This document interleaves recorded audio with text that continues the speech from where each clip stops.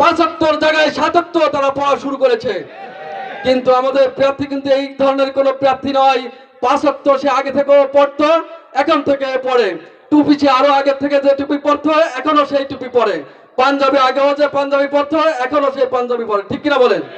সুতরাং আমরা কোনো চিটার বজ্জাত যারা ধোঁকা দেয় মানুষকে, সারা বছর টুপি মাথায় দেয়নি, নির্বাচন আসলে টুপি মাথায় দেয়, সারা বছর পাঞ্জাবি পরেনি, নির্বাচন আসলে যারা পাঞ্জাবি পড়া শুরু করেছে, সারা বছর 71 নামাজ পড়েনি, এখন নির্বাচন আসলে 75 জায়গায় 77 নামাজ পড়া শুরু করছে।